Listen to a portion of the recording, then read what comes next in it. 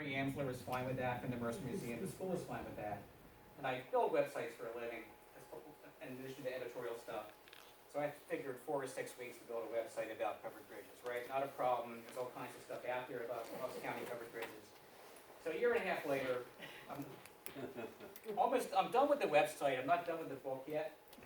And the good thing was, there was a lot of stuff about covered bridges in Bucks County. The bad thing was, a lot of it wasn't organized, and Mercer Museum has the county archives. There's tons of stuff. So I didn't have a complete history to actually use for my website. So I had to write a history. And you want to go into the slides? I'll just do next when I want to go next. And what I found out is, as Ricardo will know, there's a, with the lights down? Yeah. Yeah, we can't see the pictures.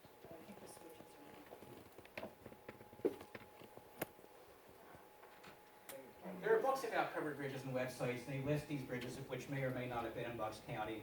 And I actually found all the primary resources. I'm relatively sure the number is 51 plus or minus one bridge. We can get into that in a bit. But we have 12 now. There's 10 that are still in road service. There's one down in Tyler State Park, right? Which is what they call Schofield Ford Bridge. It's actually the Twining Bridge. And there's the bridge in Percy, South Percy Covered Bridge, where we got married actually, which a lot of people do in town. And my thing was to write the history, build the website, figure out where the bridges were, why they were there, and why they're still there. To me, it's amazing that we still have 12 covered bridges. Two of them are brand new. They're not the original bridges. One in Tyler burned down. Arsonist, the same thing in East Rock Hill for Moods. We have 10 bridges that are relatively original. And my chore was to do this in an academic fashion where if I was quizzed or did it for my master's final project, I could actually defend my research. So 51 bridges in Bucks County. The lower corner is, I believe, Castle Valley, which is by Del Valle College. That bridge is no longer there, obviously. That bridge is on Point Pleasant. It's a Point Pleasant Bridge on River Road below New Hope. So next. So there's only 12 left. And this is really about my project. If you look at that map there, we'll get into it in a bit. The red dots are the ones that exist. They're the 12, and everything else is a black dot. They're all bridges that were in that location at one point, which are mostly long gone. Next. And this is the better view of that map. You'll see everything on the Delaware River. Next. There was basically, there were 11 bridges in the Delaware. We'll get into that in a bit. But first, we're going to talk about the two types of bridges that are in Bucks County. The question I always get is, why are covered bridges covered? And you hear different reasons. It's because protect people from the rain, or people go in there and kiss in the bridges and everything. They were covered because of the deck. They were expensive to build, especially the early bridges, and they did not want the deck getting wet. So that's the primary reason for covered bridges being covered on top and also on the sides. That's the first covered bridge in the United States in Philadelphia on the Schuylkill River. It was designed by Timothy Palmer, who was a millwright in New England who learned how to build bridges. And he was a tad over budget. I think his original cost was $75,000. He went up to $300,000, which is $6 million in today's money. Before that, there was not a bridge that connected Philadelphia, the two sides of Philadelphia on Market Street. And the problem they had is in the early 1790s, a Lancaster Pike opened to bring goods back and forth from York County and Lancaster County to Philadelphia. And they had a floating bridge there, a temporary bridge, and they found investors. It was all privately funded. And that was the first bridge that was built in the United States. It was a covered bridge. Next. The second one was in Trenton. It was designed by another millwright called Theodore Burr, who learned how to build bridges in New England also. And he had a problem. He won the contract. He built a bridge in New England, or New York, that was relatively successful. And you see where the piers are in that bridge? Why they're so high? They were building the piers. They were lower, and the top of the bridge wasn't on. And they had, if you've been on the Delaware, and Delaware floods, it gets really nasty. The water went over the piers before they put the top of the bridge on, so they built it really high.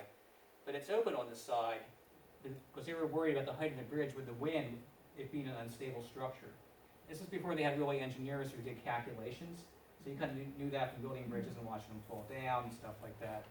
This was slightly less expensive. It was only really $4 million in today's money. And it was also privately funded. But the second covered bridge in the U.S. was in Bucks County, from Morrisville to Trenton. Next. his system became popular, and you'll see he has the arches there. And the arches, what the arches do is they take the entire weight of the bridge and they bring it down to 2 points. So the weight's transferred over the arch, and everything rests on the abutments or the piers. And the piers have to be extremely deep to hold all the weight. So they were really expensive to build. Master masons, master carpenters. He had his own crew. You had to hire his crew to build a big burr bridge like that. And the lower bridge, you'll see the design similarity. The piers are from a second bridge in the same location as the Trenton Bridge, and that's the Trenton Makes Bridge. They kept some of the design aesthetic, but those are the piers that actually it was a railroad bridge, but they're very similar to the covered bridge that would be in the middle of the Delaware. Now, Ithiel Town was the other architect who did bridges in our area, and he came up with the lattice solution. So the lattice solution looks like a lattice you'd have on your house, right? Like maybe on the bottom of your porch or something. And it pushed the weight out sideways and down. So it was a lot cheaper to build because the piers were cheaper. And anybody who was in carpenter back then, you built your own house back then. You didn't have to have a master carpenter to build this kind of bridge design. It was cheaper to build. It could be modular and put together in pieces. And the 12 bridges we have in Bucks County are all town bridges. That's kind of unusual. When you get outside of our area, most of them are arched burr bridges. There's a couple other designs, but we have probably the best collection of town lattice bridges in the state in Bucks County. Next. So the Delaware River bridges were mostly the big arch bridges. And they went from Upper Black Eddy down to Lower Trenton. Upper Black Eddy was a tiny bridge at 577 feet long. And the biggest bridge was the Upper Trenton Bridge, which I think was 1,200 plus. And they were owned by corporations. The state or the government was not involved in bridge building on the river. It was a toll operation. You had shares for your company. You had dividends for the shareholders. And they thought they would make a lot of money on these bridges. And actually, maybe the one in Trenton made some money, and they were always kind of in financial trouble for a long time. Next. This is the original New Hope Bridge. This is from a history book from 1843. It was designed by Louis Wernbach, who was a German immigrant to Philadelphia. And it was this third bridge that was a covered bridge in Bucks County that was on the river. There was one center bridge before that. And this was a really big project. It was also 1,000 feet long. So the bridge in Percy is 97 feet. So think of 10 Percy bridges back to back to back to back to back over the river. And we all know where that crossing is in Lambertville and New Hope. And it was interesting because he didn't have the piers high enough, so they lost the bridge at least 2 times before it was totally destroyed. Next. So this is a picture from a photographer named John Anderson, who was a railroad executive who lived in Lambertville. And his hobby was photographing the Lambertville area. The Mercer Museum has these beautiful prints that are glass plate negative prints. This is from south of Lambertville, looking up the river north. I guess the shad fishery is over there. And that's the length of that bridge. That's the second bridge that was in there. That's not Wernbach's bridge. We had to rebuild it in 1843. And that's how long that covered bridge was. And in 1903, they had a flood. It was called the Pumpkin Flood in October. And there were 8 covered bridges on the river at that point in Bucks County. 4 were totally destroyed. It was the 100-year flood. And that's bad news. And next, that was left of that bridge. And there's other shots that are really worse than that, but this took out the entire bridge. Next. Center Bridge, which was actually a little before that, was right next to New Hope in Stockton. Very similar design. We don't know who designed it. It kind of has a kind of shaky history. I know it didn't work for a while because there were some kind of structural problems. And that was around until 1923. There's a very famous Redfield painting called the Burning of Clark Center Bridge that Michener Museum owns, that someone donated. That's one of his best paintings, and he would actually live next to the bridge and painted it from memory, the fire. Next. That's what happened to that bridge. And what they did is, you'll see later in the Lumberville, they put a metal section in there. So they put like a modern metal, like a seal bridge in the gap and put it on the piers. Upper Black Eddy had a bridge. It was called a shotgun style bridge. It's got a wall in the middle. And it's a burr truss bridge, but it has a wall that went 570 feet through the middle for traffic back and forth. Next. This is probably one of the scarier pictures I saw in my research. This is from the Mercer Museum. So what's going on the left-hand side of the picture? Water's up to it. It's right before it's going to get destroyed. They ran out into the pictures. There's a picture of that, and also the one in Washington Crossing where they took a picture right before it was wiped out in that 1903 flood. And those piers are not low. Those piers are the same size as the other piers. And I think the Pumpkin Flow is 38 feet above the river. And there's, the Delaware has a long history of flooding, but that was a real 100-year flood. Next.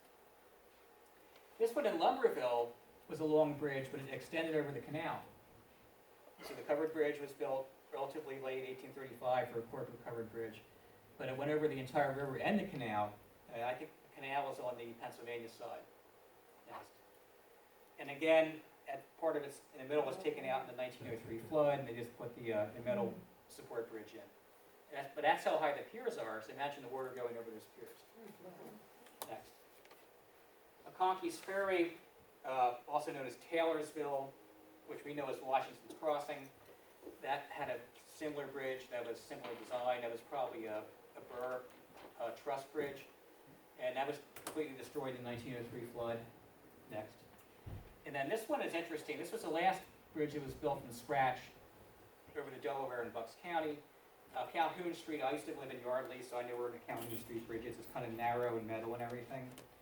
They're using the same piers for that bridge that were built for the covered bridge. And notice how it has the truss, but it's open on the sides because they're probably concerned about the wind issue. And that was actually taken out, it was hit by lightning and burned down in the 1880s. Now in our area, we had 40 covered bridges not on the river. And they were either on the Chamonix Creek, East Branch of the Perkiomen, everything in the upper Bucks County. And there were a lot actually in lower Bucks County that aren't there anymore. But we had 40 covered bridges at one time inland. We have 12 right now. The last one that was built was 1875. The one in 1825 is not on the map. It was in Newportville, which is on the border with Philadelphia. We know of it from newspaper stories. There are no pictures of it. The South Percy Bridge was the third one built in the county inland. The second one was, I believe, Center Valley, or Castle Valley was 1830. That's how old that Percy Bridge is. Next. So these are some sample pictures. I'm not going to show all 51 bridges because we'll be here for another hour at this point. But the one in Kintnersville is interesting because the trolley ran in front of the bridge. And if you know Kintnersville, it's not exactly an overly populous area up there. They did have a trolley in Upper Bucks County, and that's the bridge. That was one of the first ones taken out in 1921. What happened with the bridges in Bucks County that are inland is when roads started being built, the state took over the county's road system. And any road that connected to Doylestown, they wanted paved, and they did not want covered bridges on it. So that was the rationale for 20 years for them to take out all these bridges. So Kintnersville was probably the second one to go after 1919. Next. This is a really good picture of one that was on River Road in Tinicum Township. And it was probably actually in really good shape, but they were paving River Road. And the state didn't particularly care at that point. They wanted a modern bridge in there. So that was taken out in the early 30s. Next. Similar bridge, this is the Geddes Run. If you're familiar with River Road, it kind of comes in. I think there's an intersection now, which is kind of like we're currently redoing. But that's a covered bridge next to a metal bridge in the same intersection. Next. Now, Haups Mill is, I think, the last bridge that we lost in Bucks County, which was not rebuilt. That was an arson victim. I think, if anybody is from Springfield, they can correct me. I think kids used to go back there and party and do stuff, and they would always have trouble there. And the bridge burned down. They never caught who actually did it. And the county had a decision because the county owned the bridge, but half the residents didn't want it rebuilt because they didn't want the kids back there doing stuff.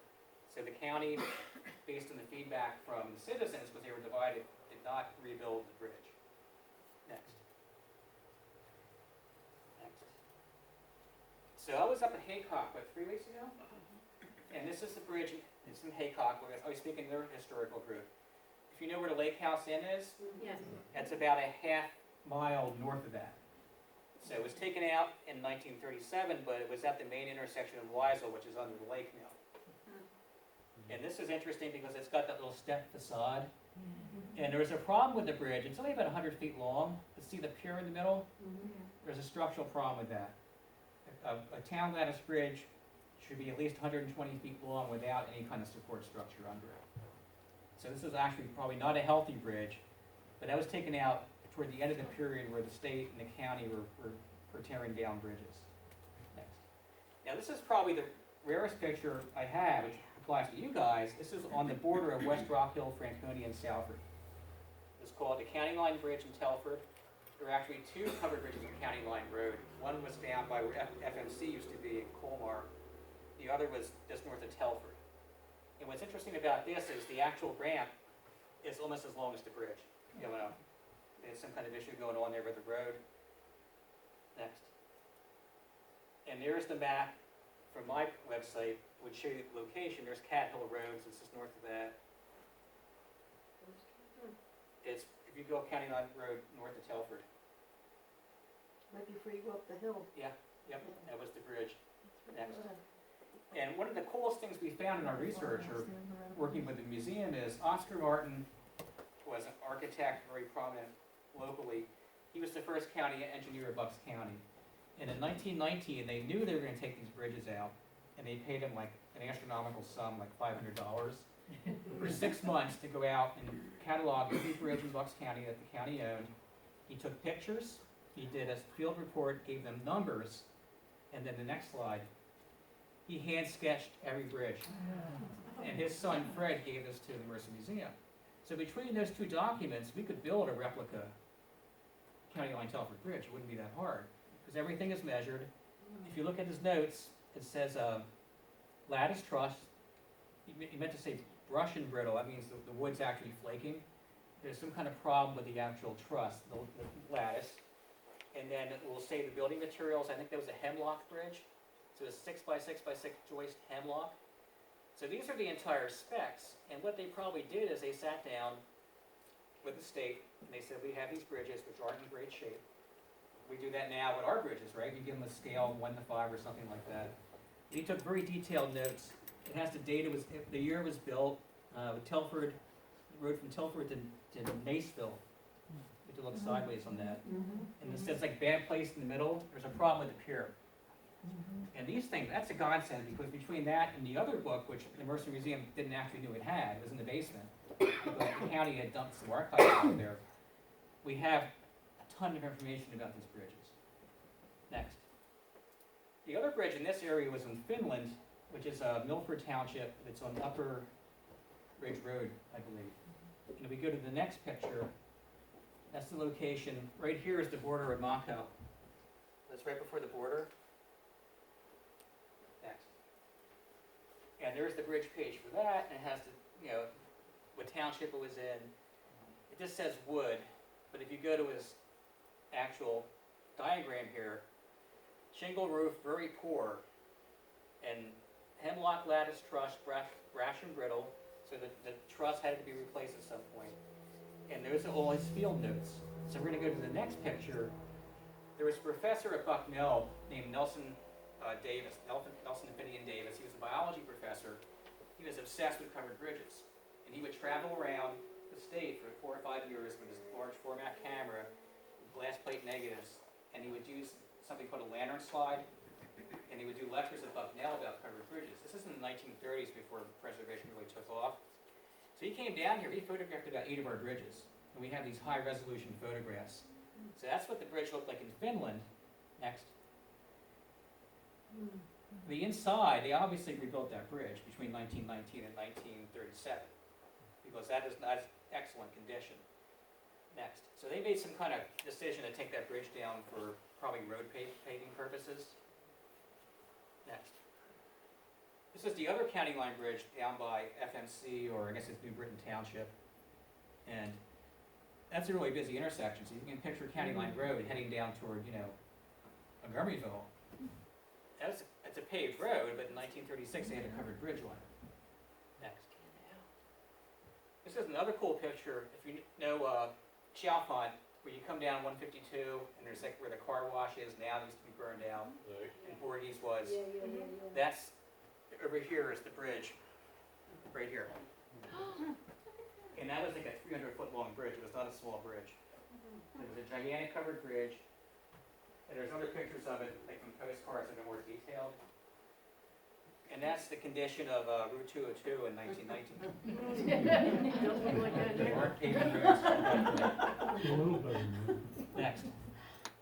Castle Valley, which is the second oldest, was the second bridge built inland. That's below Del Valle College. We saw the intersection, 2 or 3 weeks ago. You know where it is. And I think they kind of rerouted Alms House Road to get around that whole area there. That was over 400 feet long. It's a long interior bridge. And it has the 3 piers, so it'd be a 4-span bridge. It's got holes in the side. And the state, I believe, took that bridge down in 1930 because they not only paved the road, they changed the direction of the road around there. What was the purpose of the side holes? Some people got claustrophobic. That was one theory. Not only people used the bridges. So the most popular tolls on the Delaware River bridges were for cattle. You paid per head, 6 cents per head for your cattle to go through, because especially before they had trains and other bridges, if you were doing business between New Jersey and Pennsylvania, you paid for your cattle, your swine, your livestock, a 2-horse carriage, 1-horse carriage, 4-horse carriages. They had actual toll rates up, and you'd have to pay to get across. So that wasn't actually that popular with the people. The farmers were okay with it, but if you're a pedestrian, they were always bitching about paying the tolls, basically. So nothing really changed too much. And the irony is, in the 1920s, the state, New Jersey and Pennsylvania took over the bridges across the Delaware. They formed the Joint Toll-Free Bridge Commission. We don't have a lot of toll-free bridges in the Delaware now, so they probably didn't work out for them. Next. This is a really cool bridge. North Branch was taken down in 1920, and we have a picture of Oscar Martin looking at this bridge as they're destroying it, because he actually got paid to put a metal bridge in its place. If you know Route 313, where that driving range is in Fountainville, that's right next to it. So that's Route 313 in 1919. And that was a turnpike. That was a good route. Next.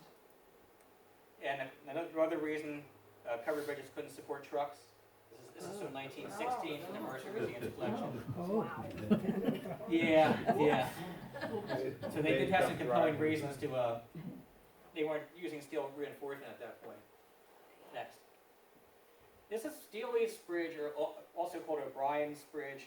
This is what was called the 3rd bridge in Percy.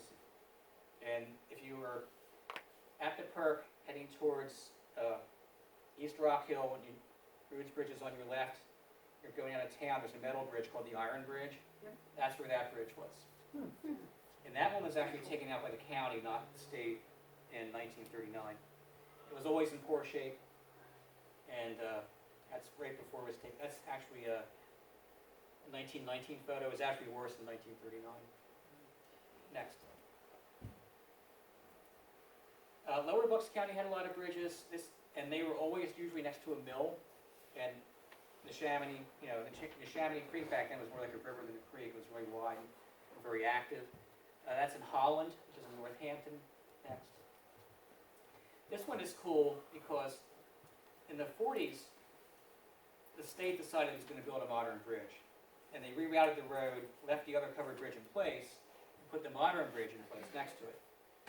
And the Spring Garden Mill actually bought the bridge, and they were using it for storage. And there was one, I think it was Hazel in 1955, took that out. And you see how high that bridge is, so. And where it says built in 1815, that's incorrect. Next. Worthington's Mill is actually really close to the one that's in Tyler State Park now. And that was also an arson. It was a fire victim because there was electric cable in a windstorm that frayed and burned it down. So it wasn't an arson, it was electric cable. And at that point, the county decided not to rebuild that bridge because it was not widely used. And we've seen that intersection. It's still one lane. Yeah. And it's pretty long. You come up and you have to look for the cars on the other side. It's Yeah. tricky, but it's Yeah. still there. So with the covered bridge, it would have been extra tricky, I think. Yeah. Oh, yeah. Next. So we have 12 today. A lot of us know these bridges. Connexus in Springfield Township. This is a picture that Lynn took. We actually did them in the rain. It kind of made them a little more vibrant. And this is interesting. 9 feet 5 is not high for a bridge. And what you guys hear all the time is about trash trucks driving the bridges and stuff. And it couldn't be more obvious that it's at 9 foot 5, and it's got the white sides, and people still ignore that stuff. Next. Yolerstown is interesting because it's over the canal. It's the only bridge we have left that has a side window. Next. Irwina is actually owned by the state, not by the county, which is why there's no county sign up there. That's the shortest bridge we have. I think it's under 60 feet. That's in Bucks County. Next. Frankenfield's, what's this hit last year, right, by a truck? Or this year? This year, yeah. We drove over and took pictures of it. How could you not know that you couldn't take a 10-foot truck through there? And it's like that on both sides. It's just amazing. And that was closed for about a month. Which is one of the reasons why the commissioners took the action to actually spend the money, because I'm sure we'll spend it well, but even with that signage, you just shake your head wondering why people can do stuff like that. Next. Cabin Run is also a really beautiful location if you know where the bridge is. That's from the 1870s, I believe, that was built. And that's really a solid bridge. If you walk over that, I don't know what the tonnage is, but you could support a relatively heavy vehicle through there, just not a 10-foot truck. Next. Louse Bridge, which is actually a state-owned bridge, is in Bedminster and Plumstead. That's actually in pretty good shape, and that's also from the 1870s. Next. Schofield Ford, this was rebuilt in the 1990s. It was an arson victim. It took them years to raise the money, and toward the end of the project, they got volunteer carpenters to go out and scavenge the wood for the weatherboards on the side. So the local carpenters actually built everything around the frame. And that was about a $400,000 project, I think. That was not cheap. Next. Van Sants, which is in Sulbury Township. That's another short bridge. Next. Pine Valley, which a lot of you know. That's the second oldest bridge in Bucks County next to Percy's Bridge. And they've done a lot of work on that. And I have pictures. This is from 1963 where they're doing work on it and they were propped up. If you look at the old pictures, there's like nothing for miles around that bridge. It's not the way it is now. Next. Moods, which we all know about. There was a fire, an arson fire. The deal was the state, maybe Paul can correct me on this, but basically the state paid for most of it, I believe. They paid for a good chunk of it on the condition that the county took over the bridge. $800,000 project. Because everything was, they did it well, had to be reinforced for roads. It's got steel substructure and everything. And there was overage on, for state projects for other reasons. It's in excellent shape, and there's a tiny bit of wood from the original bridge in it. But if you've seen pictures of the fire, there wasn't a heck of a lot left after that fire. Next. And of course, our South Percy Bridge, there's in my footprints, obviously. And the problem we have with our bridge is it's leaning. And this is a known defect in lattice bridges.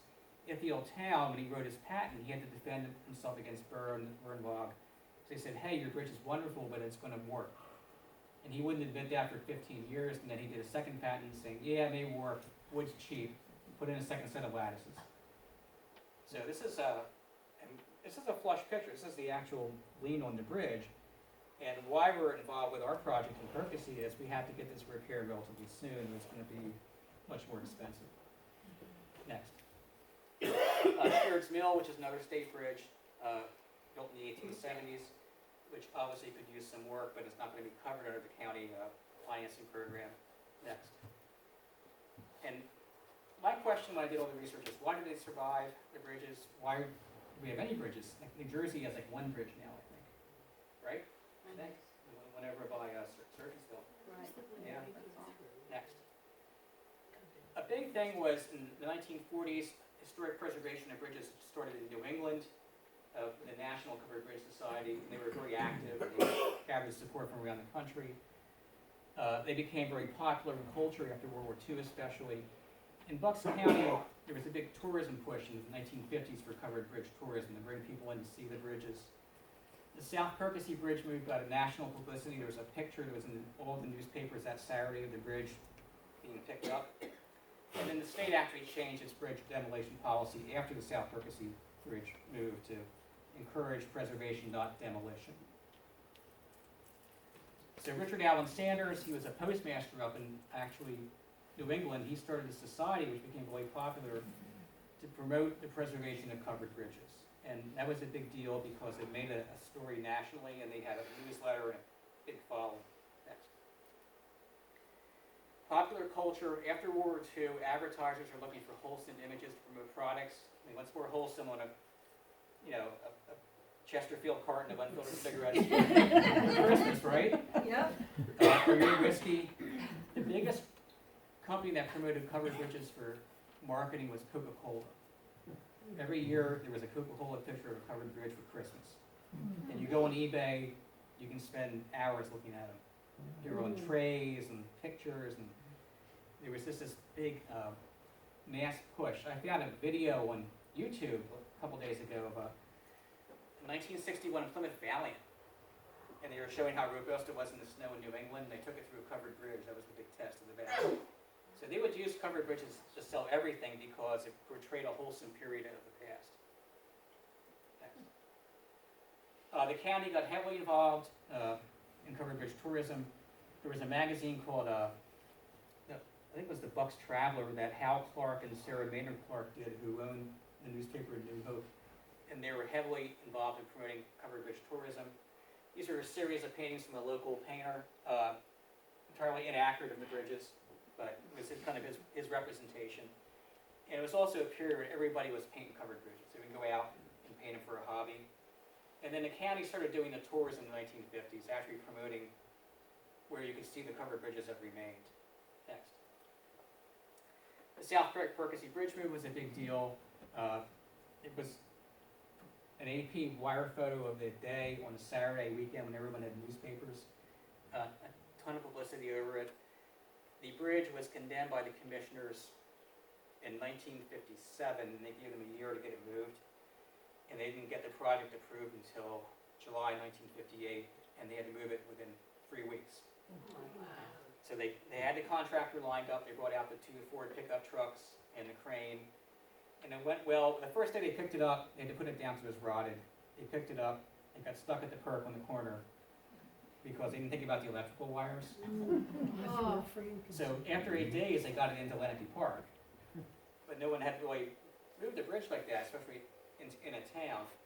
And it generated a lot of really good publicity for covered bridge preservation. Didn't make the county look that good, actually, and they kind of came around and got the religion about saving covered bridges after that, and the state changed their mind about it. Next. This is Covered Bridge Day.